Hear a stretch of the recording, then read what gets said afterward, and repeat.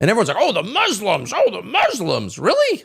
The threat is not the Muslims. Are the Muslims coming in here and turning our daughters into prostitutes? No, OnlyFans is doing that. But what gets me going is watching Christian preachers who are paid by the government of Israel and then use the Bible to justify it. You're justifying violence against innocence. Yeah.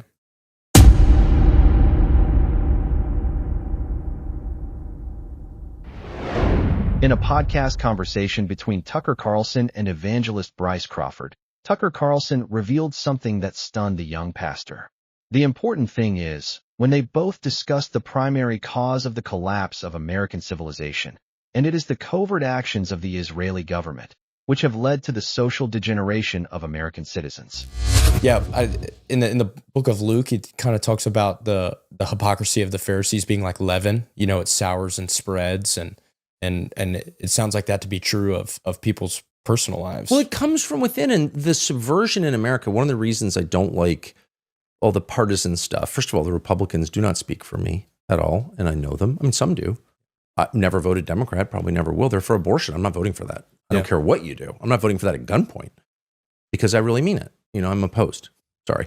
But the Republicans are, I mean, by and large, like repulsive to me. So like to make it because they don't have my values. Sorry. So to make it Republican versus Democrat is like completely false. And it also ignores the deeper truth, which is our problems start within us. And I honestly think that one of the biggest problems, sorry to shock your viewers, is pornography on the internet. And I want to say specifically, people are like, oh, pornography is so bad. I'm talking about a specific thing, which is, hey, sleep with my wife pornography, which is pushed by the pornography companies. If you think about that for a second, first of all the porn sites are controlled by governments and intel agencies. So nothing you go to on a porn site, you know, it's all being stored and will be used against you if necessary. People don't know that. That's a fact. Okay. That's including so the camera on your phone.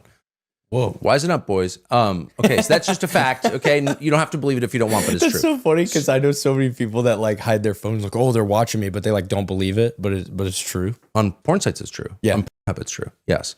So anyway, whatever. There's that. But I'm really addressing the moral question. And it's too uncomfortable, so no one wants to talk about it. I'll just say it point blank. The whole point of building a society, the whole point is to make sure your wife doesn't get raped, both from a moral perspective and from an evolutionary biological perspective. Is that my kid? I can't be sure. Like all the structures we build, not all, but most fundamentally are designed to ensure paternity. Yeah, it's my son because that's my wife and no one else up with her. Why do we have a military? I don't need a military. I'm fully armed, right?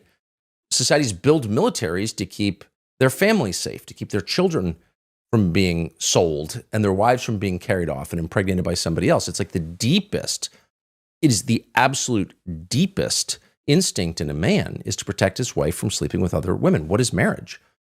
Marriage is an agreement that I alone get to sleep with that woman and she alone gets to sleep with me. I mean, it's reciprocal, but that's like the most basic thing in a man. Get your freaking hands on my wife.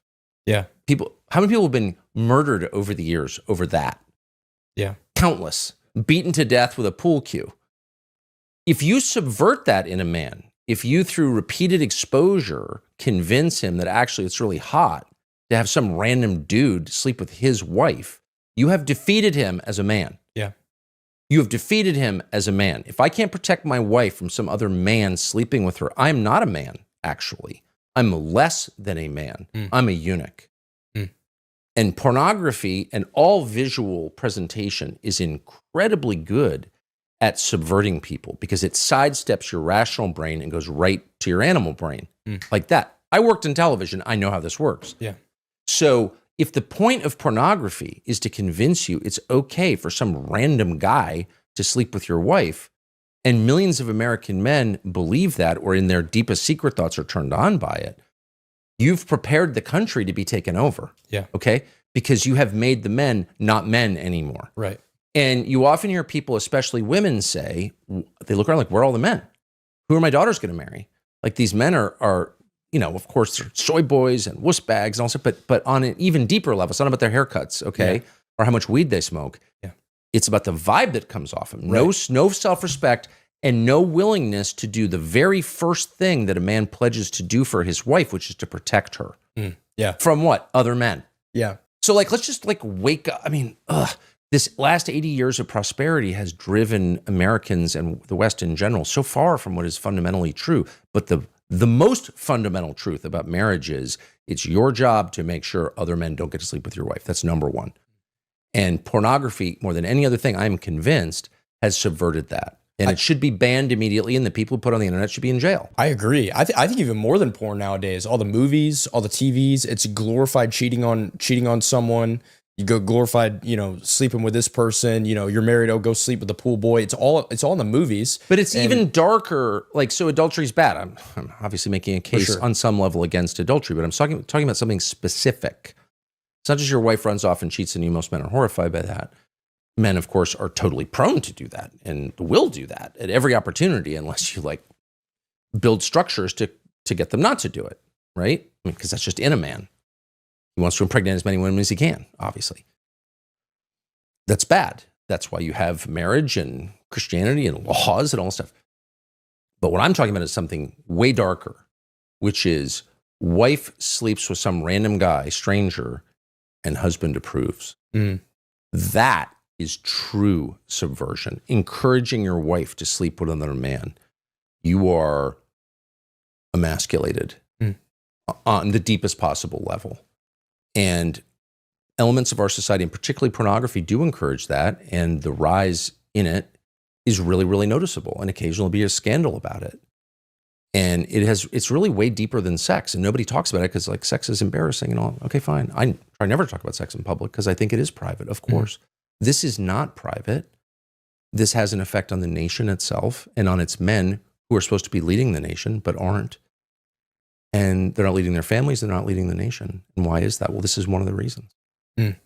Yeah, I live in LA, and I can't tell you the countless amount of times I hear girls who are friends with us say, "Man, if there was just a man, if I just met a man who was from Texas, just a real man, a masculine 6'3" protector," they always say that, protector, someone who would stand up for me. Protect and provide are the two requirements for the job. They say that's what we look for in a man. But here's the contrary, though. That's really interesting, which I want to get your take on this.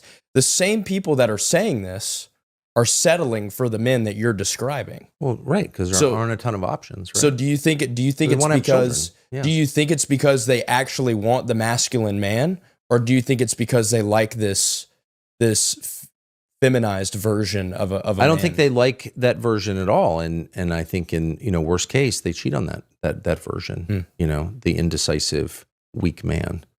The degree to which men and women need each other, they can't live. For the most part, they're anomalies, of course, but they cannot live without each other. They're designed to become one flesh. That's not just a theological concept, Hebrew Christian. It's just like it's a noticeable phenomenon. It's just real. Yeah. Anyone who's lived it can affirm that.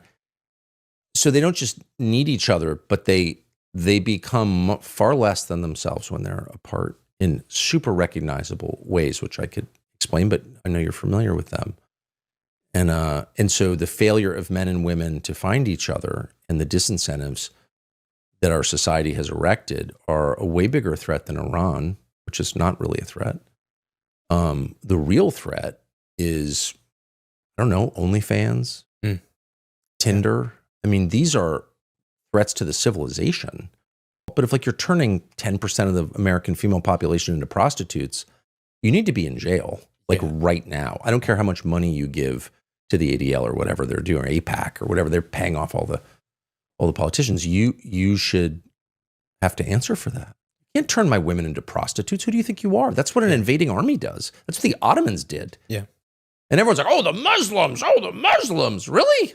I mean, yeah, okay. It's a Christian country. I'm pro-Christian. I couldn't be more pro-Jesus, okay? But if we're assessing the actual threats as I see them, as they exist, as can be measured, rather than the threats on Fox News, the threat is not the Muslims. Are the Muslims coming in here and turning our daughters into prostitutes? No, OnlyFans is doing that. Yep. So, okay, let's just identify the problem first. There's a whole theological debate about dispensationalism or replacement.